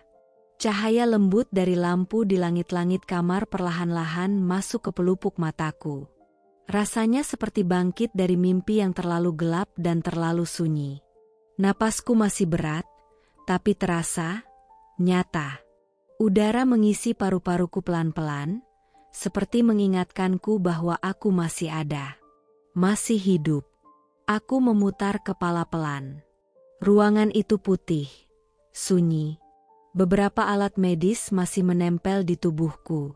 Infus masih mengalir. Jarum kecil menusuk kulitku. Dan di samping ranjang, duduk seseorang. Rian. Ia duduk di kursi plastik, dengan tangan menyilangkan dada. Tak ada mata yang berkaca-kaca. Tak ada tangan yang menggenggam jemariku. Bahkan tidak ada tatapan lega atau senyuman hangat seperti yang kubayangkan dalam benakku sebelum operasi. Dia hanya menatapku sekilas, lalu berdiri. Mengambil ponselnya.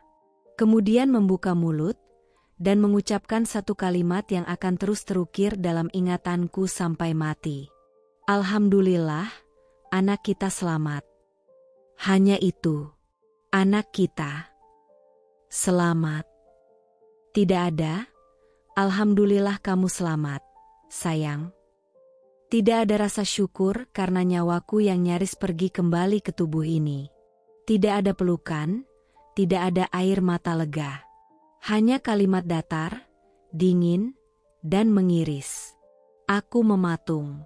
Jantungku rasanya seperti berhenti berdetak sesaat. Padahal aku baru saja kembali dari ambang kematian. Baru saja mengalahkan maut.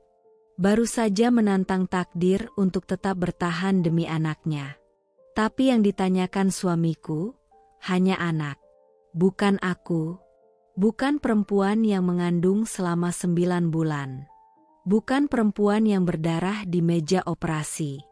Bukan perempuan yang mempertaruhkan nyawanya tanpa dukungan satupun orang. Aku mencoba berbicara, tapi tenggorokanku kering. Yang keluar hanya satu gumaman lemah. "Mas, aku masih hidup." Rian menoleh, mengangguk singkat. "Iya, alhamdulillah juga." Lalu ia kembali sibuk dengan ponselnya. Dan saat itu, aku tahu, hatiku tak hanya remuk, tapi hancur jadi serpihan kecil yang tak akan bisa utuh lagi. Tak lama kemudian, pintu kamar terbuka. Ibu mertuaku masuk bersama perawat. Wajahnya datar. Bawa kantong plastik berisi bubur dan buah. "Kamu masih lemah, ya?"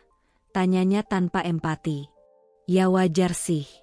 Kamu pilih operasi. Kalau normal, habis lahiran juga udah bisa duduk."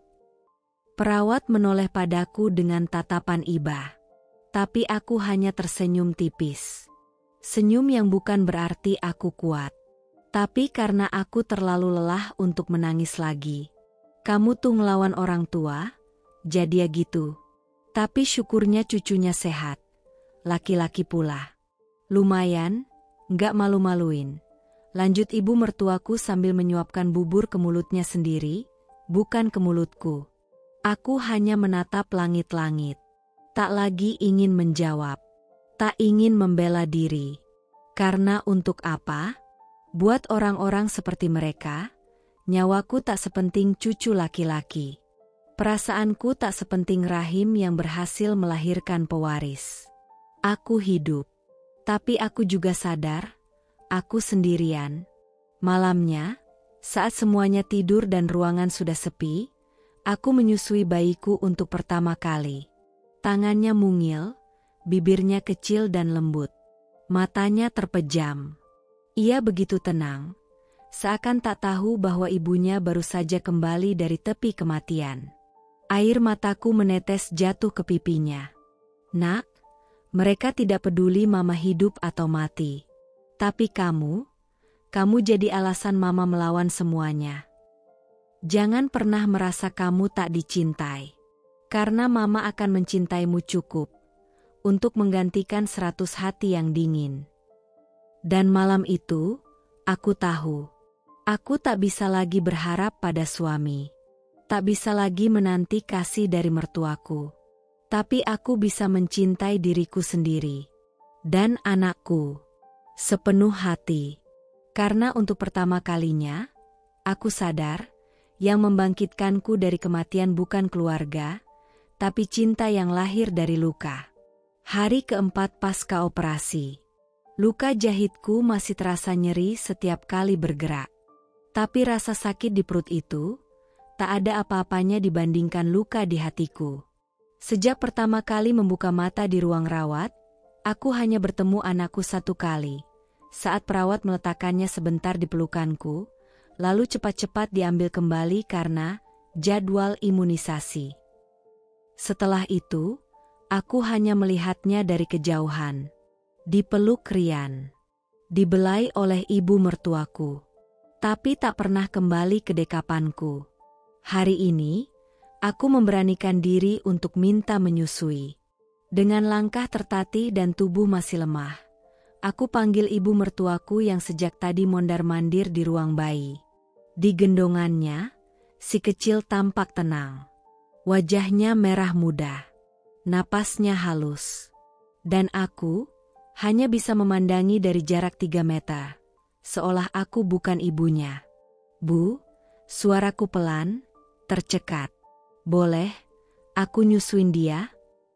Ibu mertuaku menoleh. Ekspresinya datar, bahkan sedikit kesal. Seolah permintaanku adalah sesuatu yang mengganggu rutinitasnya. "Kamu belum kuat, Alia. Baru operasi besar, belum pulih. Nanti malah bayinya yang kenapa-napa. Biar saya saja yang urus," jawabnya sambil menepuk-nepuk punggung si kecil. Aku diam. Bukan karena tak punya jawaban, tapi karena terkejut. Terluka. "Tapi, aku ibunya," kataku pelan, hampir seperti gumaman. Justru karena kamu ibunya, kamu harus tahu diri. Jangan egois. Kamu pikir bisa langsung sehat habis dioperasi? Menyusui itu butuh tenaga. Kamu tuh masih pucat. Nanti anak saya malah sakit kena kuman. Anak saya. Kalimat itu menampar lebih keras daripada yang bisa kubayangkan. Aku hanya berdiri mematung.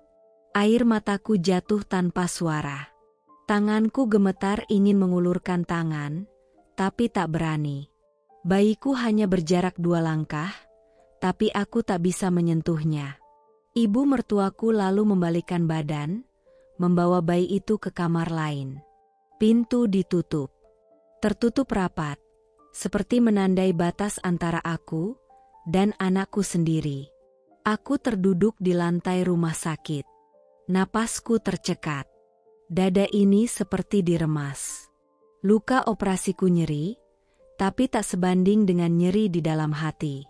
Aku ibunya, tapi aku dilarang menyentuhnya. Aku ibunya, tapi tak dianggap layak merawatnya. Perawat yang tadi datang membantuku masuk kamar melihatku terduduk lemas di lorong, lalu menghampiri. Ibu Alia, kenapa di luar?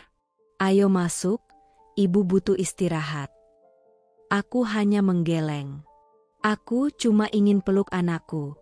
Gumamku pelan, nyaris tak terdengar. Perawat menatapku lama. Matanya ikut berkaca-kaca. Tapi ia tak berkata apa-apa. Ia hanya membantu menarik lenganku pelan untuk kembali ke ranjang. Malamnya, aku tak bisa tidur. Perutku masih kram. Tapi jauh lebih dari itu, hatiku kehilangan sesuatu yang tak bisa dijelaskan. Bayi yang kutunggu selama 9 bulan, yang kudoakan siang malam, yang kuperjuangkan dalam operasi nyaris mati itu, kini seperti dirampas dari pelukanku. Saat aku menoleh, kulihat Rian berdiri di samping tempat tidur bayi. Ia membelai kepala anak kami sambil tersenyum. Lalu tanpa sadar berkata, "Lihat, nak, ini nenekmu. Dia yang paling sayang sama kamu. Bunda kamu masih sakit, jadi jangan rewel ya kalau bunda gak bisa gendong." Tanganku mengepal di balik selimut. Bunda kamu masih sakit? Atau kalian memang tak pernah menganggapku layak jadi ibu? Malam itu, aku menatap langit-langit kamar rumah sakit. Tangan kosong. Pelukanku hampa. Tapi dalam diam, aku berkata dalam hati, "Nak, Mama gak akan menyerah. Hari ini mereka pisahkan kita. Tapi suatu hari nanti, Mama akan rebut kamu kembali. Dan Mama akan peluk kamu, seperti seharusnya sejak hari pertama." Beberapa hari setelah aku pulang dari rumah sakit, tubuhku masih belum pulih sepenuhnya. Luka operasi masih nyeri setiap kali aku bangun dari tempat tidur. Tanganku masih gemetar jika harus mengangkat gelas. Tapi yang paling sulit bukan rasa sakit di perut, melainkan luka di hati yang tak pernah berhenti berdarah. Aku hampir kehilangan nyawaku demi anak ini. Tapi hingga hari ini, aku belum bisa menyusuinya dengan tenang. Belum bisa memeluknya tanpa disindir. Bahkan untuk sekadar menggendongnya pun harus menunggu izin dari ibu mertuaku. Setiap pagi, ia sibuk membanggakan diri di depan tamu-tamu yang datang menjenguk. Bayinya tenang karena sama saya. Ibunya belum bisa pegang, masih manja. Katanya trauma operasi, padahal kan perempuan harus kuat. Aku mendengarnya dari dalam kamar. Telingaku panas. Dada ini sesak. Tapi aku diam. Sampai suatu sore, ketika aku turun perlahan dari kamar ke ruang tamu, hendak menyapa tetangga yang datang membawakan hadiah untuk bayiku. Begitu aku masuk, kudengar gelak tawa mereka, lalu kalimat yang membuat kakiku goyah. "Iya, Bu. Saya juga dengar katanya si Alia tuh gak mau nyusuin anaknya. Disuruh megang aja katanya takut. Gimana mau jadi ibu kalau mentalnya kayak gitu? Anaknya tuh tenang dipegang mertua ya? Memang beda kalau nenek yang sabar. Ibu mertuaku tertawa pelan. Makanya saya yang urus sekarang. Kalau nunggu ibunya sadar, bisa-bisa anak ini gak keurus. Aku berdiri di ambang pintu, tak bisa masuk, tak bisa pergi. Suaraku tercekat di tenggorokan. Aku berdarah. Aku melahirkan. Aku bertahan dari kematian. Tapi sekarang aku yang disebut ibu tak bertanggung jawab. Tanganku gemetar. Aku ingin bicara. Tapi lidahku keluh. Tubuhku masih terlalu lemah untuk melawan mereka. Dan akhirnya, aku hanya kembali ke kamar. Sambil menahan tangis yang sudah tak tahu harus disembunyikan di mana. Di kamar, aku duduk di tepi ranjang. Aku menatap koper kecil yang masih belum sepenuhnya dibongkar. Aku ingin pergi. Tapi kemana? Beberapa hari kemudian, aku tahu cerita itu menyebar ke keluarga besar Rian. Bibi-bibi dan sepupu-sepupu Rian mulai berdatangan. Bukan untuk menjenguk, tapi untuk menghakimi. Dengan senyum palsu, mereka berkata, "Alia, kamu harus belajar tanggung jawab ya. Jadi ibu itu gak mudah, gak bisa cengeng terus. Waktu saya habis lahiran, langsung masak lo. Gak sempat rebahan. Gimana sih kamu bisa trauma? Operasi kan biasa aja sekarang." Aku hanya diam, menunduk. Tapi hatiku berteriak. Aku hampir mati. Aku berjuang sendiri. Kenapa aku yang disalahkan? Dan yang paling menyakitkan adalah ketika Rian ikut membenarkan semua itu. Alia tuh terlalu sensitif. Emang dari dulu mentalnya agak rapuh. Saya udah capek juga ngadepin. Kalimat itu keluar saat ia berbicara lewat telepon, dan aku mendengarnya diam-diam dari balik pintu kamar. Tangisku pecah. Bukan hanya karena luka baru, tapi karena luka lama yang belum sembuh, kini disayat lebih dalam lagi oleh orang yang seharusnya paling membelaku. Malam itu, aku menatap bayiku yang tertidur di ayunan kecil di sudut kamar. Matanya terpejam tenang. Nafasnya lembut. Ia tak tahu bahwa dunia di sekitarnya sedang begitu kejam pada ibunya. Aku mendekatinya. Duduk di lantai. Air mataku jatuh satu persatu ke atas selimutnya. "Nak, kamu tahu nggak? Mereka bilang mama gak bertanggung jawab. Mereka bilang mama gak sayang kamu. Tapi kamu tahu, setiap malam, saat semua tertidur, mama peluk kamu diam-diam. Mama nyusuin kamu sambil gemetar. Mama cium kamu sambil berdoa agar kamu gak dengar semua omongan jahat mereka. Mama sayang kamu, lebih dari hidup mama sendiri." Dan malam itu, aku membuat satu janji pada diriku sendiri. Suatu hari nanti, aku akan rebut hakku sebagai ibumu. Aku akan bangkit. Aku akan buktikan bahwa aku bukan ibu lemah. Aku ibu yang sedang dilukai, tapi tak akan pernah menyerah. Sudah 2 minggu sejak aku pulang dari rumah sakit. 2 minggu sejak aku bertahan dari operasi yang hampir merenggut nyawaku. Tapi 2 minggu itu juga menjadi hari-hari paling melelahkan dalam hidupku. Bukan karena bayi yang menangis tengah malam, tapi karena aku tak pernah diizinkan menjadi seorang ibu yang mencintai dengan caranya sendiri. Pagi itu, aku bangun dengan tubuh masih pegal. Luka jahitan di perut masih terasa nyeri jika terlalu banyak bergerak. Tapi aku tetap bangkit. Memasak bubur, mencuci piring, menjemur pakaian bayi, menyapu lantai. Semua kulakukan sambil menahan rasa sakit yang mengiris setiap kali aku membungkuk. Dan siangnya, saat tubuhku akhirnya menyerah dan duduk bersandar di sofa, napasku ngos-ngosan, wajahku pucat, keringat dingin membasahi pelipis. Aku baru saja menutup mata sejenak, hanya sejenak, berharap bisa mengambil napas untuk beberapa menit, ketika ibu mertuaku datang dan berkata ketus, "Kamu ngapain rebahan siang-siang? Bayinya belum dimandikan." Jangan manja terus, Alia. Perempuan habis lahiran itu harus gerak, jangan kayak putri tidur. Aku mencoba menjelaskan. Suaraku lirih. Maaf, Bu. Saya tadi habis nyuci. Luka jahitan saya masih ngilu banget. Saya cuma istirahat sebentar. Tapi jawaban itu malah membuatnya mendecak. Kalau dari awal kamu gak kuat, ya jangan sok-sokan mau punya anak. Sekarang udah jadi ibu, tanggung jawab dong. Jangan dikit-dikit ngeluh. Hatiku seperti diremas. Tapi aku diam. Karena aku tahu, kalau aku jawab, aku akan dianggap membantah. Sore harinya, saat Rian pulang kerja, aku memberanikan diri bicara. Dengan suara pelan, nyaris seperti mengemis. Mas, aku capek. Aku butuh istirahat. Aku gak bisa terus-terusan di dapur dan ngurus semuanya sendiri. Aku masih sakit. Mas, luka aku belum kering. Kupikir ia akan mengerti. Kupikir ia akan melihat mataku yang mulai berkaca-kaca, atau mendengar suaraku yang bergetar karena menahan tangis. Tapi tidak.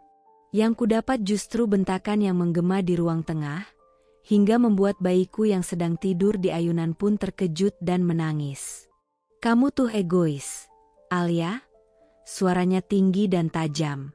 Baru juga punya anak satu, udah ngeluh kayak disuruh ngangkat gunung. Banyak perempuan lain bisa ngurus anak dan rumah tanpa drama kayak kamu. Aku tercekat. Tubuhku kaku. Rasanya seperti disiram air es dan dibakar api sekaligus. Kamu tuh gak tahu bersyukur. Tuhan udah kasih anak ke kamu setelah 3 tahun nunggu, dan sekarang kamu malah ngeluh? Bukannya bersyukur, malah ribut terus. Drama terus. Kamu tuh bikin capek. Cukup, Mas. Suaraku nyaris tak terdengar. Aku cuma minta istirahat. Aku minta dihargai. Aku gak minta perhiasan, gak minta jalan-jalan. Cuma 10 menit buat napas, buat jadi manusia. Tapi Rian malah mendengus, memutar badan dan meninggalkanku begitu saja. Sejak kapan permintaan sederhana dianggap dosa? Sejak kapan seorang ibu tak boleh lelah? Aku duduk di lantai ruang tengah. Tubuhku gemetar. Tanganku menutupi wajah saat tangis akhirnya pecah tanpa bisa kutahan.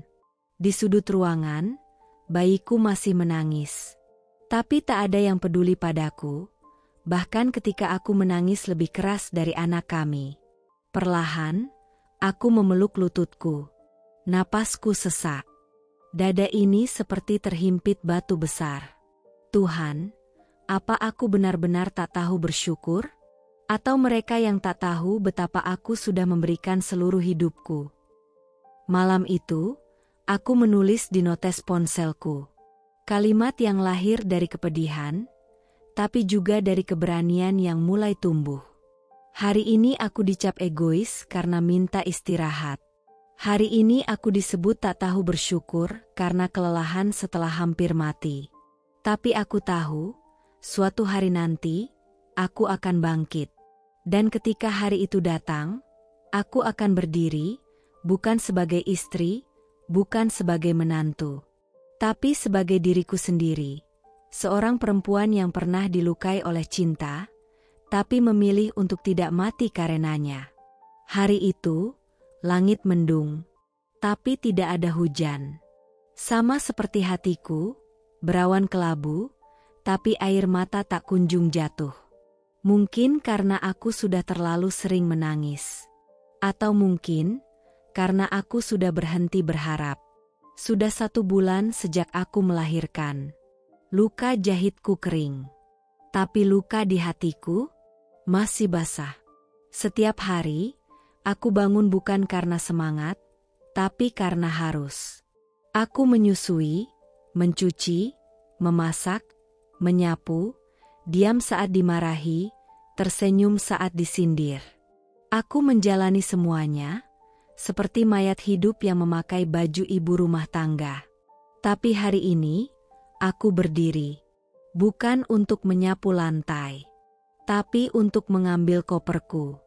Bukan koper bayi, bukan perlengkapan masak, tapi koper milikku sendiri. Isinya hanya beberapa potong baju dan dokumen penting, KTP, kartu nikah, buku rekening, surat kontrol dari dokter, dan secari kertas bertuliskan alamat rumah orang tuaku. Ya, hari ini aku akan pergi. Dengan tangan gemetar, aku berjalan ke kamar bayi. Si kecil sedang tidur. Nafasnya halus. Matanya tertutup damai. Aku duduk di tepi tempat tidurnya dan membelai pipinya perlahan. Nak, Mama minta maaf. Mama belum bisa bawa kamu. Tapi Mama janji, Mama akan kembali. Bukan dengan luka, tapi dengan kekuatan. Aku menitikkan air mata. Bukan karena lemah, tapi karena cinta yang tertahan. Aku cium keningnya pelan, lalu berdiri, dan menuju ruang tengah. Rian sedang duduk di sofa, menatap layar TV tanpa suara, sambil memegang ponsel. Datar, dingin. Seolah aku hanyalah bayangan di balik kaca. Bukan istrinya. Aku berdiri di depannya. Koper kecilku di tangan. Aku mau pulang ke rumah orang tuaku. Kataku pelan, tenang, meski di dalam dada, jantungku berdentum kencang.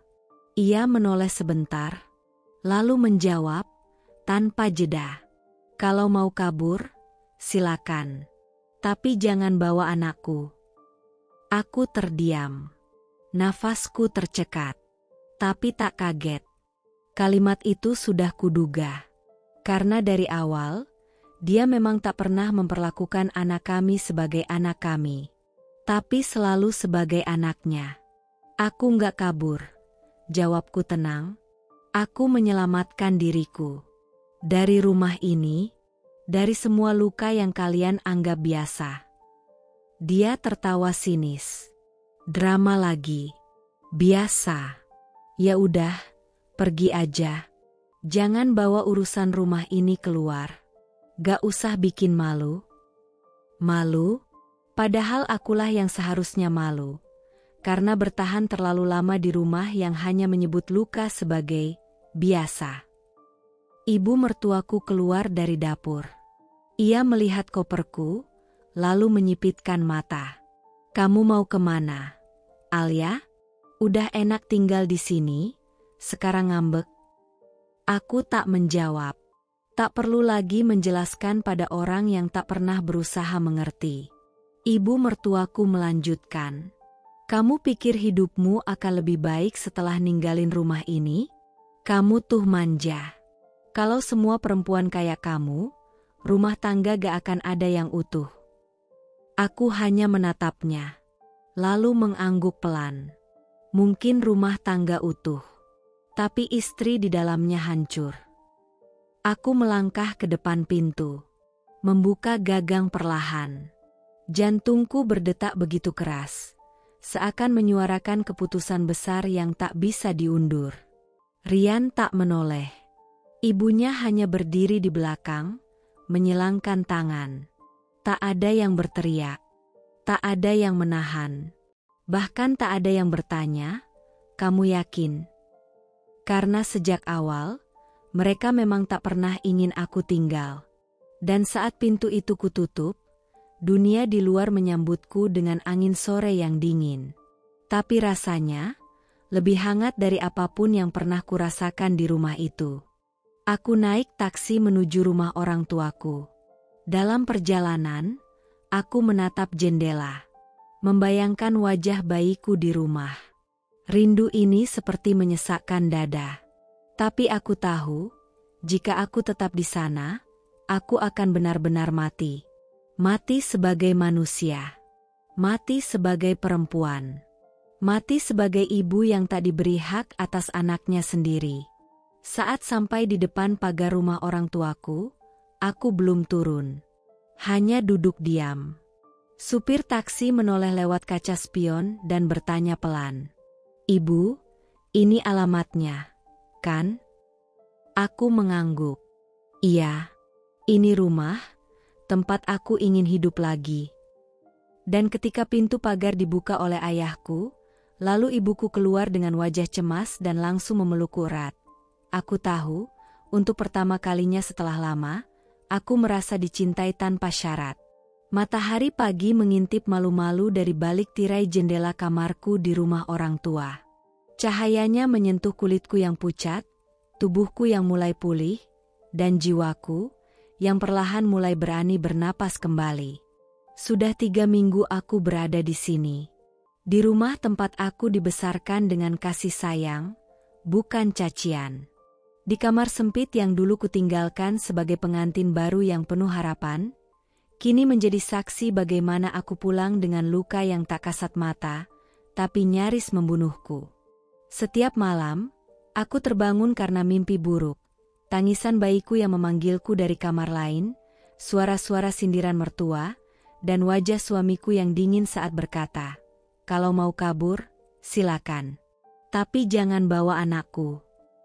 "Anakku," katanya, "anakku, bukan anak kita." Dan malam-malam seperti itu membuatku sadar, aku tak bisa menunggu keajaiban. Aku harus menciptakannya. Aku harus melawan. Demi anakku, demi hakku sebagai ibu, demi diriku sendiri. Aku menguatkan diri, dan dengan bantuan ibuku yang sejak awal percaya padaku, aku membuat janji temu dengan seorang psikolog. Seorang perempuan parubaya, wajahnya tenang, sorot matanya dalam, dan ketika aku duduk di depannya, ia tak perlu berkata apapun, aku langsung menangis. Bukan karena takut, tapi karena, untuk pertama kalinya, aku merasa dilihat, didengar, dianggap nyata. Aku menceritakan segalanya, satu demi satu, tanpa menyensor luka-lukaku. Tentang bagaimana aku dipaksa bekerja hingga pingsan saat hamil, dilarang bicara dengan dokter kandungan, dipisahkan dari anakku, dan dihina karena memilih operasi sesar. Tentang hari ketika aku sadar di ruang rawat, dan tak ada satupun yang menyambutku dengan pelukan. Tangis itu pecah tak terbendung, tapi untuk pertama kalinya aku tak merasa lemah. Justru saat itu, aku merasa berani.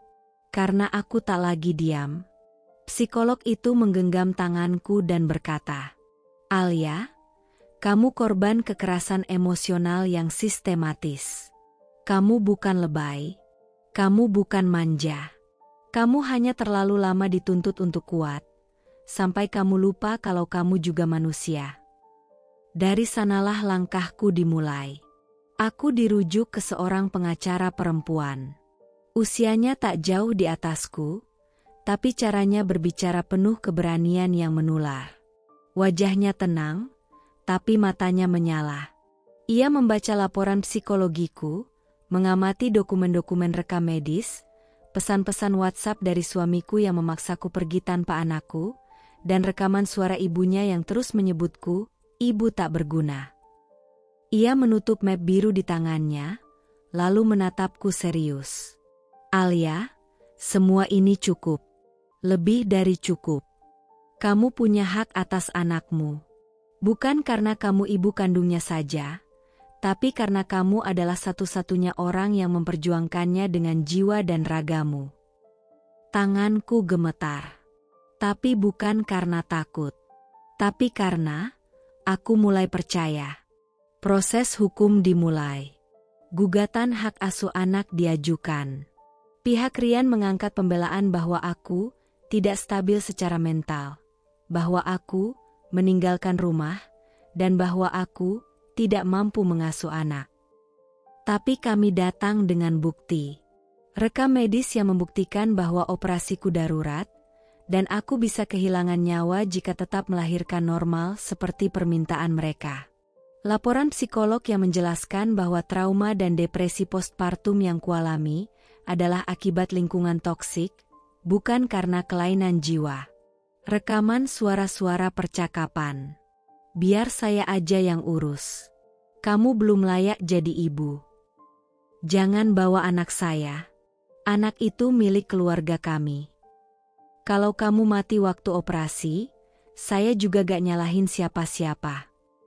Suatu hari, sebelum sidang, aku duduk sendiri di ruang tunggu pengadilan. Jemariku menggenggam sebuah foto kecil. Wajah anakku masih mungil, matanya sipit seperti ayahnya, tapi senyumnya seperti bayangan diriku yang dulu, saat masih bisa tersenyum tanpa takut. Aku menulis surat pendek, kutujukan untuknya. Nak, mungkin hari ini kamu belum tahu siapa Mama. Tapi suatu hari nanti, kalau kamu baca berita tentang Mama, dengar gosip tentang Mama, atau dengar cerita versi mereka, tolong, ingat satu hal, Mama tidak pernah pergi. Mama hanya sedang berjuang menjemputmu. Dengan cara yang terhormat. Dengan cinta yang tak pernah mati. Sidang berlangsung. Suamiku hadir, begitu pula ibunya. Mereka duduk di sisi berlawanan, bersikap seolah aku pengganggu yang datang menuntut sesuatu yang bukan milikku. Dan ketika hakim bertanya padaku apa yang sebenarnya kuinginkan, aku berdiri. Suaraku pelan, tapi setiap katanya menggema. Saya tidak ingin balas dendam. Saya tidak ingin memisahkan anak saya dari ayahnya. Saya hanya ingin satu hal, hak saya sebagai ibunya. Hak untuk memeluknya, menyusuinya, menemani tumbuh kembangnya. Hak untuk menyebut diri saya seorang ibu, bukan penonton di balik pintu. Ruangan itu hening. Rian menunduk.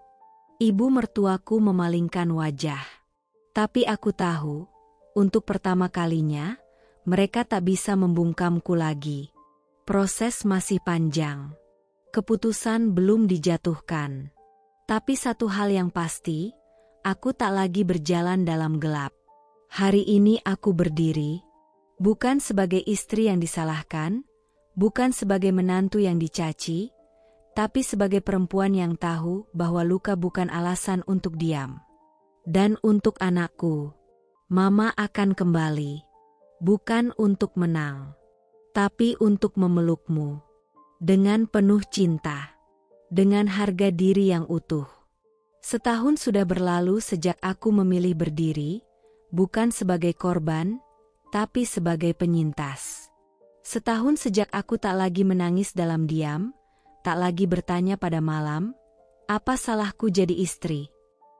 Dan kini, aku berdiri di depan rumah kecil milik orang tuaku, dengan anakku dalam gendonganku, dengan langkah ringan, dan hati yang tak lagi penuh luka. Aku memenangkan hak asuh anakku. Lewat jalur hukum yang panjang, penuh air mata dan bukti yang tak bisa dibantah, pengadilan akhirnya memutuskan. Aku adalah ibu yang sah, yang berhak mengasuh, merawat, dan membesarkan anakku tanpa intervensi dari siapapun yang pernah merampas hak itu. Hari itu, aku menangis, tapi bukan karena sakit. Aku menangis karena, untuk pertama kalinya, aku diakui sebagai seorang ibu. Dan Tuhan, dengan caranya yang lembut dan penuh kejutan, mengatur balasan yang tak pernah kuminta. Suamiku, Rian, kehilangan segalanya. Bukan karena aku membalas, tapi karena segala yang dibangun di atas kebohongan, pasti akan runtuh. Ibunya, perempuan yang pernah mencaci dan menuduhku tak layak jadi ibu, terkena stroke. Bukan karena aku doakan buruk, tapi karena hidup kadang menyajikan karma dalam bentuk paling sepi, pengkhianatan dari dalam keluarganya sendiri. Kakak ipar yang selama ini membelanya, ternyata menipu. Menjual rumah keluarga, menyedot tabungan sang ibu, hingga wanita itu jatuh sakit karena stres dan ditinggal di panti jompo. Dan Rian, ia kembali tinggal sendiri, dalam rumah yang dulu ia sebut tempatku. Tapi kini hanya berisi suara kosong. Malam itu, dia datang. Dengan jaket kusut, mata merah, Dan suara yang tak seperti dulu, suara lelaki yang dulu kucintai, tapi kini terdengar seperti gema dari masa lalu. Ia berdiri di depan pagar rumah orang tuaku. Menangis. Berlutut. "Alia, maafin aku salah. Aku kehilangan segalanya. Aku kehilangan kamu, anak kita, rumah kita." Aku berdiri di ambang pintu. Tak menangis. Tak marah. Tapi juga tak iba. Anakku berada di gendonganku. Kini berusia 1 tahun. Matanya menatap ayahnya tanpa ekspresi, seolah terlalu muda untuk mengerti, tapi cukup bijak untuk tidak merespon. Aku menatap Rian lama. Lalu kutarik napas, dan berkata dengan tenang, "Kau tak kehilangan istri, Rian. Kau hanya kehilangan mesin pencetak anak, bukan?" Wajahnya hancur. Ia tersedak isak. Tapi aku sudah terlalu lama belajar. Air mata tak selalu bukti penyesalan. Kadang cuma senjata baru. Aku menunduk pada anakku. Kucium keningnya. "Ayo, nak, kita masuk." Dan aku melangkah pergi. Bukan karena dendam. Tapi karena sudah selesai. Sudah tuntas. Tak perlu lagi penjelasan. Langkahku ringan. Tak ada beban. Tak ada ketakutan bahwa aku salah memilih. Aku tahu siapa diriku sekarang. Seorang perempuan yang pernah dikhianati, tapi tak hancur. Seorang ibu yang pernah dirampas haknya, tapi tak menyerah. Seorang manusia yang tidak akan lagi membiarkan dirinya dimatikan secara perlahan hanya untuk membuat orang lain nyaman. Aku bukan milik siapa-siapa. Dan aku tidak akan dipaksa mati untuk siapapun. Dan itulah kebangkitanku. Bukan untuk membuktikan bahwa aku lebih baik dari mereka. Tapi untuk menunjukkan bahwa aku cukup. Selalu cukup. Bahkan ketika mereka bilang tidak. Dan kini, aku hidup. Benar-benar hidup. Dalam cinta, dalam tenang, dalam kendali utuh atas diriku sendiri. Kisah Alia bukan sekadar cerita tentang seorang perempuan yang dikhianati oleh suami dan mertuanya. Bukan sekadar tentang luka batin, atau tangisan malam yang disembunyikan di balik selimut. Kisah ini adalah tentang keberanian seorang ibu, yang memilih bertahan bukan karena lemah, tapi karena cinta. Dan ketika cinta itu dirampas, ia tidak hancur. Ia bangkit. Alia adalah potret dari banyak perempuan yang suaranya dibungkam oleh sistem keluarga yang tak adil. Ia dipaksa percaya bahwa penderitaan adalah bagian dari pengabdian. Bahwa menjadi istri berarti menerima semua tanpa bertanya. Bahwa menjadi ibu berarti kehilangan identitas dan hak asasi. Namun, Alia memilih keluar dari lingkaran itu. Ia berdiri, meski tubuhnya pernah roboh. Ia bicara, meski dulu dipaksa diam. Ia melawan, bukan dengan amarah, tapi dengan kebenaran dan keberanian. Ia memperjuangkan haknya sebagai manusia, dan lebih dari itu, sebagai ibu yang tak rela anaknya tumbuh dalam kebohongan. Melalui luka, ia belajar membangun kekuatan. Melalui pengkhianatan, ia mengenal siapa dirinya. Dan melalui keheningan, ia menemukan suara yang tak akan pernah bisa dibungkam lagi. Alia tidak menang karena balas dendam. Alia menang karena ia memilih untuk tidak lagi mengorbankan dirinya demi cinta yang salah. Dan kisahnya adalah pesan bagi siapapun yang sedang terpuruk. Bahwa kamu berhak untuk bahagia. Kamu berhak untuk didengar. Kamu berhak untuk hidup sepenuhnya.